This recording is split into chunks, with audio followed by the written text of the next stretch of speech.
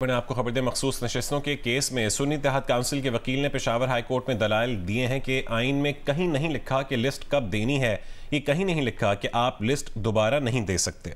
नुमाइंदा जियो न्यूज़ दानियाल अजीज़ हमारे साथ मौजूद हैं। दानियाल, अदालती कार्रवाई का मज़ीद अहवाल क्या है? सुन्नी इत्तेहाद काउंसिल के वकील की जानिब से क्या दलाइल दिए गए हैं अब तक?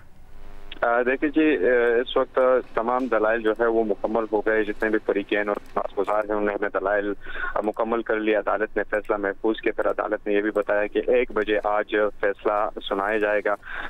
ये 2 दिन सुन्नी इत्तेहाद कौंसिल मखसूस नशस्तों से मुतल्लिक केस की समाअत हुई। गुज़श्ता रोज़ तमाम जो फरीक़ैन थे उन्होंने दलाइल दिए और जो बैरिस्टर जफर है सुन्नी इत्तेहाद कौंसिल के, वो कल पेश न हो सके तो फिर काजी अनवर एडवोकेट और इस तरह जो एडवोकेट जनरल है उन्होंने अदालत से वक्त मांगा और आज इसका समाअत कल मुलतवी हुई थी। आज दोबारा समाअत शुरू हो गई। बैरिस्टर जफर जो है वो पेश हो गए और बैरिस्टर जफर ने अदालत को बताया कि इलेक्शन कमीशन को दरख्वास्तें मौसूल हुई जिसमें 2 नुक्ते उन्होंने बयान किए। एक ये कि सुन्नी इत्तेहाद कौंसिल पर क्वेश्चन उठाया गया है कि सुन्नी इत्तेहाद कौंसिल ने ये एक सियासी जमात नहीं है और इसने इंतखाबात में हिस्सा नहीं लिया। और दूसरा ये भी बताया गया है कि अगर सियासी इनको ये मखसूस नशस्तें जो है वो नहीं दी जाती तो ये मखसूस नशस्तें जो है वो हम ही दी जाए, क्योंकि पार्लियामेंट जो है उसमें खिला नहीं हम ला सकते और पार्लियामेंट जो है वो पूरा होना चाहिए। इस तरह बैरिस्टर जफर ने ये अदालत को बताया कि सुन्नी इत्तेहाद कौंसिल जो है वो एक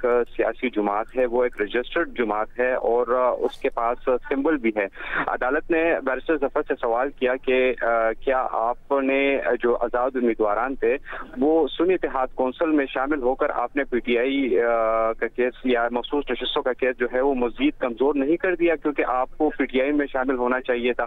अगर पीटीआई में शामिल होते तो बात बनती। आप सुन्नी इत्तेहाद कौंसिल में शामिल हो गए और आपने ये केस जो है मजीद कमजोर कर दिया, क्योंकि ये जो है वो भी एक सियासी जमात है और सुन्नी इत्तेहाद कौंसिल जो है वो भी सियासी जमात है और आपका स्टेटस जो है वो भी उसी तरह है।